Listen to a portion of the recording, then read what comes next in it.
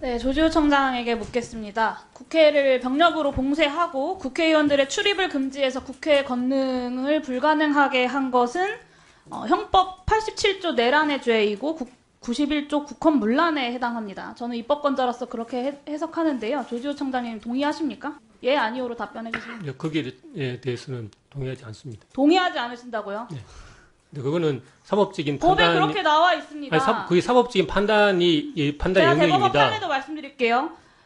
대법원 96도 3376 국회의사당 점거 폐쇄 등 일련의 행위는 강압에 의하여 헌법기관의 권한을 침해하거나 배제함으로써 권능 행사를 사실상 불가능하게 한 것이므로 국헌문란에 해당한다라는 전원합의체 판결 12.12 군사반란입니다. 국회를 병력으로 봉쇄하고 국회의원들 출입을 금지해서 국회 권능 행사를 불가능하게 한 바 내란죄이고 국헌문란죄이다. 대법원 판결입니다. 다시 묻겠습니다. 경찰 병력으로 국회를 봉쇄하고 국회의원들의 출입을 막아서 국회 권능 행사를 불가능하게 했던 이 12.12 반란은 내란입니까? 아닙니까? 이건 내란죄 맞습니다. 어제 그러면 12월 3일에 경찰이 했던 동일한 행위는 내란입니까? 아닙니까? 저는 저희들이 한 행위가 여기에 해당된다고 생각하지 않습니다. 내란입니다.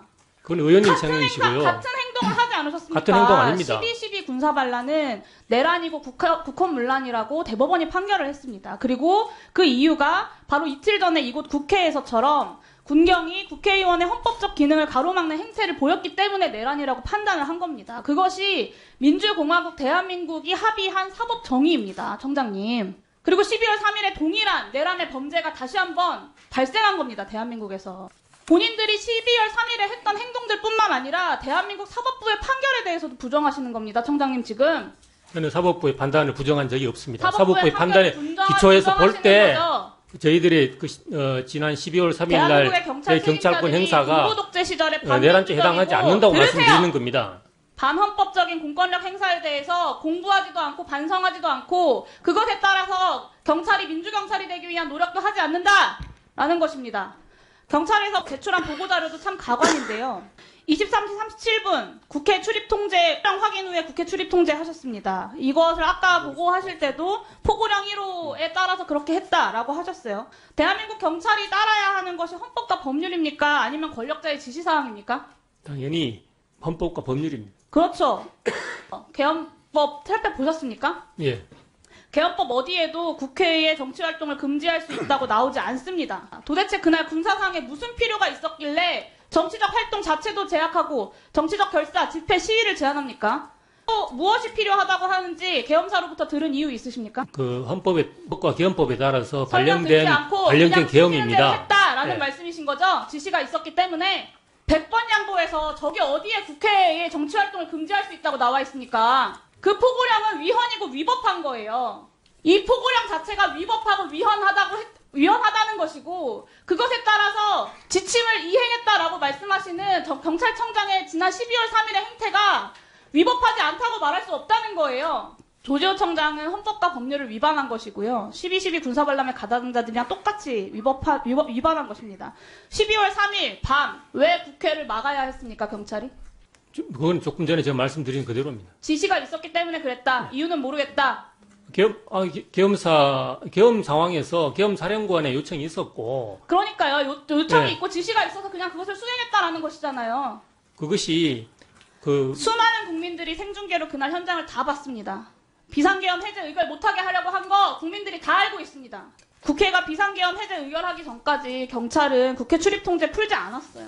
국회의원들이 경찰 감시 피해가고 담벼락 넘어가면서 겨우겨우 모여가면서 비상계엄 해제를 의결했기에 망정이지 당시에 조지호 청장이 바라던 대로 국회를 다 통제해서 그때 의결 못했으면 오늘 이 자리도 없는 거 아닙니까?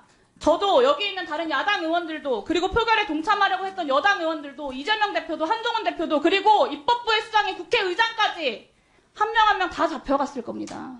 포고령에 따르면 처단한다고 되어 있어요. 읽어보셨죠? 읽어보셨죠? 예, 예. 청장님 그 포고령에 나와 있는 처단이 무슨 뜻인지는 알고 그 포고령을 이행하신 겁니까? 처단이라는 말이 무슨 뜻인지 알고 하셨습니까? 그 처단이 어떤 그 구체적인 의미를 가지는지는 법적인 근거도 없는 조항이죠. 예. 그리고 살펴봐야 되는 겁니다. 일반적으로 쓰일 때 사람의 목숨을 가져가는 걸 이야기하죠. 형법 87조 2호 모의에 참여하거나 지휘하거나 그 밖의 중요한 임무에 종사한 자는 사형, 무기징역 또는 5년 이상의 금고에 처한다. 조지호 청장은 내란죄에 가담한 겁니다. 12.12 군사반란 때 정확하게 여기 있는 경찰들이 한 짓과 똑같은 내란의 죄를 저지른 사람들 다 감옥 갔습니다.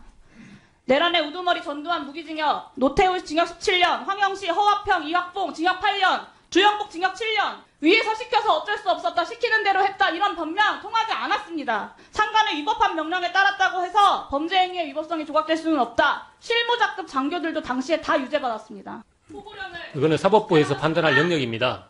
그럼 의원님께서 판단하신 게 아니고 사법부의 판단이 종국적인 판단입니다. 저는 12월 3일 전까지는 배험이라는 걸 겪어본 적이 없는 사람입니다. 하지만 저도 45년 전 12.12 군사반란을 기억합니다. 왜냐하면 그것이 대한민국 국민들이 피로 지켜온 민주주의의 역사이기 때문입니다. 저는 감히 장담하는데요. 여기 앉아있는 내란죄에 가담한 모든 부역자들 다 역사에 12.12 45년 전 그 내란죄 부역자들과 똑같이 45년 후에도 기억될 것입니다. 이상입니다.